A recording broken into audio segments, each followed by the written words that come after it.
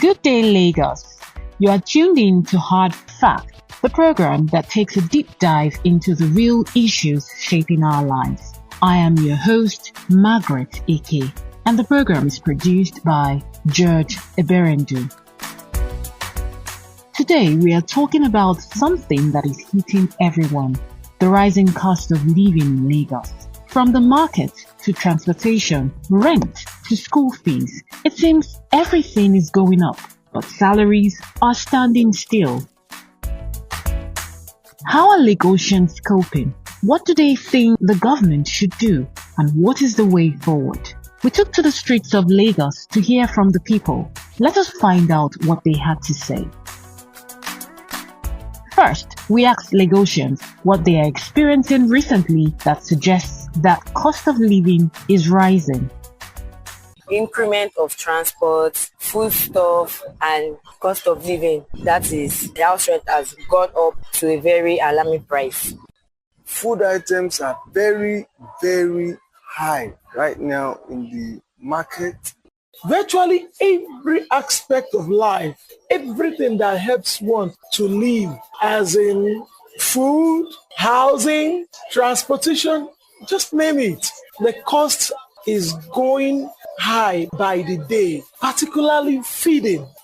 But what I would say is the food parts and the electricity, because the bills that are bringing for electricity is just on the high side right now, and cost of food in the market is also on the high price, which is really affecting not just only me, but my entire household. It has affected a lot, especially when it comes to the feeding aspects. The feeding money that I can use for a week, now 3 days is not enough. And if the transportation price can reduce, the price of feeding too would also reduce. The cost of transportation has been high. Since the removal of the fuel subsidy, everything has gone up. Cost of living is beyond the roof as we speak. A cup of oloyin beans that used to be 750 naira as we speak is almost 2,000 naira for just one derika. Honestly speaking, sometimes you go to the market with a certain amount of money and you think at least you'll be able to buy quite a number of things all to get there, and what you buy is way below the budget you had made before going to the market, and it's difficult.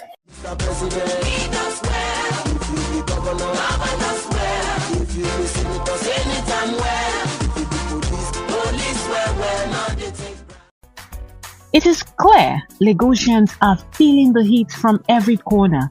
Next, we asked, how has the rising cost of living affected you? It affected me. It made me to spend more in transport, the food, and house rent. Well, it has, because my earning is not at par with what the market price is. I work for myself, I'm self-employed. The money I make isn't enough to cater for my needs, even at the nuclear level. Formerly, I buy a bag of rice with a certain amount, XYZ. But right now, I'm not able to buy a bag of rice, not even half bag, because the prices of food items have skyrocketed while the money I make has neither increased. So right now, I am greatly affected with the rising cost of food items. Oh, it has affected one so much that sometimes when you look at the desire you need, or you actually think you need them, you have to think of tomorrow. And by so doing, you're denying yourself so many good things that makes life worth living and comfortable. It has really affected me in a lot of ways. There's this code that says 001, 101, sometimes 000, and then at the end of the day, you end it up with Gary. So sometimes I don't even get to eat like the way I used to. It has affected a lot. Where we are using 1,000 naira for transportation before, now we are using 5,000 plus. And feeding too is nothing to write home about. Has affected me tremendously. Initially, if I was budgeting 10,000 naira for a thing, now I need to find a way to budget 3 times that amount for the same item. I'm not getting extra value. The same item, the same value, but 3 times the cost. So it is pocket tearing.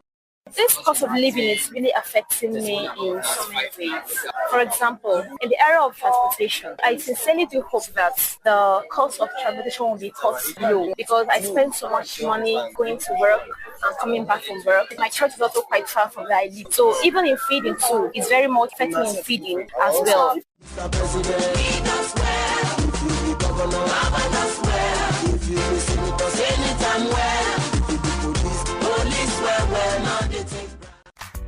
Lagosians are adjusting in tough ways, cutting back, compromising, and struggling to keep up.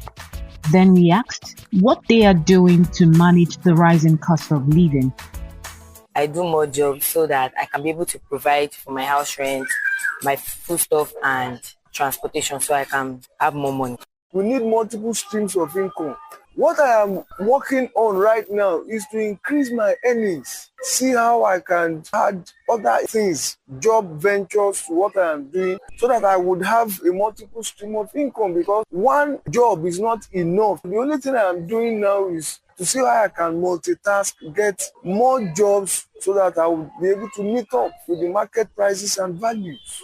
In fact, now I have to double my hustle. There are some jobs that I feel like, oh, I can't do, but now I have to do them. Not just because of me personally, but when you have a family that you have to take care of, I have to do some petty jobs and then, survive. This aspect, I don't think it has to play with an individual. No, because there's no way you can manage. But what can we do? We just keep believing God for a miracle. Many are jobs. That's what we are using to support ourselves nowadays, because one work cannot put food on the table now. As I'm making hair, still be helping people to fetch water, all those things. That's where we are supporting ourselves. So managing the rising cost of living now, I just have to be sure that it is something I really need before I go out for it. So I have to forego so many other things just to be able to get one thing done. If I don't do that, perhaps the issue will be maybe spending beyond your budgeting. What I'm doing right now to manage is to cut down on my budget. So if, for example, I budget to spend, let's say, 10,000 naira on feeding, I need to cut it down. So instead of eating probably 3 square meals a day, I can do maybe 2 and then augment some snacks. That's how I'm managing the rising cost of living.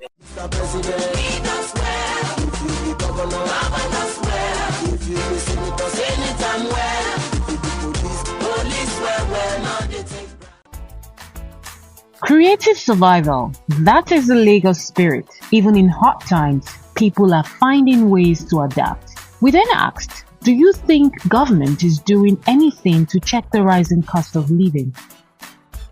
I don't think they are doing anything, because if they are doing something, the cost of living will not be so high, and they will try to bring petrol down so that it can be affordable for everyone. Well, they claim to tell us all the time that inflation has gone down, inflation is an increase in prices, that it is. But we are not seeing the effect. So the government is not doing enough. Practically they are not matching their words with action. So they are not really doing enough. They need to match their words with actions. I discovered that the government herself is not feeling what we're feeling at all, because, for instance, I met somebody who is in the ruling party today, and we were chatting along the line. She said that I didn't know that things are so expensive now in Nigeria until when my groundnut oil got exhausted. I went to the market and discovered they are selling that particular groundnut oil because they've been giving it to us free as a gift. You can imagine that. And you think government is feeling it. And because they are not feeling it, they are not buying anything in the market. They are not going to market every day. And that's why they are not doing anything to bring down the cost of things. I don't think so, because there's no changes, things are increasing on a daily basis, and I don't see anything that the government has been doing as regards that. We're talking about fuel, it's been increased as well, but still, it's still on the high side. I've not seen anything the government has done. I don't think so, because if it's that they are working on it, it should have decreased a lot, because they are supposed to be working on it for a very long time. I don't think they are working on it for them. Unfortunately, we seem to have an insensitive government that instead of them to address the rising cost of living, they are busy, diverting attention to some other thing. They come up with policies that don't have practical effect. Every day, things keep going high, cost of living is still increasing. Yet, they claim that states are receiving more money. States receiving more money does not automatically translate to reduction in cost of living. I can't say that have seen anything. Although we hear that the government is working, they are trying to make sure that the masses are living well and economic and everything. But I don't think anything is really being done to check the rising cost of living. The masses are really going through a lot in this era because the economy is not helping at all. It's really not helping.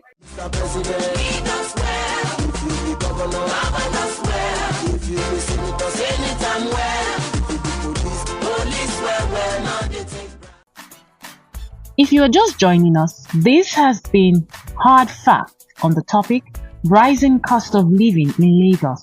I am your host, Margaret Eke. Remember, we talk fact, not fiction. Many Lagosians believe the government still has a lot to do to ease the burden. Finally, we asked, what do you think is the solution to the rising cost of living in the country? In my opinion, I suggest that they should just give the certain price and no increment, no decrement. Solution to this is it has to start from the top.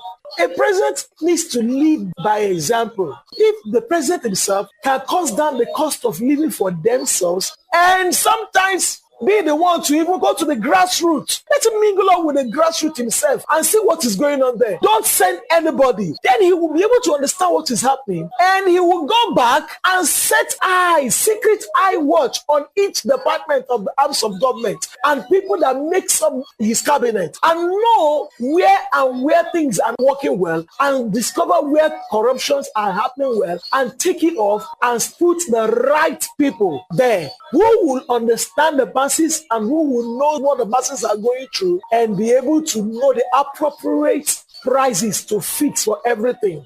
The government should come to our aid. There are a lot of unemployment youth out there that need jobs, that need things, that they need to survive. I think they should empower our youth, maybe giving grants and things like that. By then, they will be able to survive.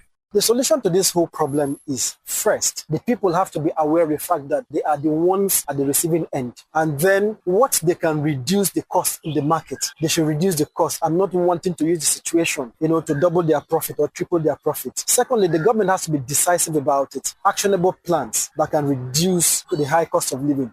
They should open the border because since most of the time the borders are always closed, food are not able to enter this side. So the government should please open the borders and reduce the price of fuel. I think the government should please mean what they say, not just make promises alone. They should mean what they say. So if they are promised to make things cheaper for us, they should do everything they can to help us. So the government should please come to our rescue.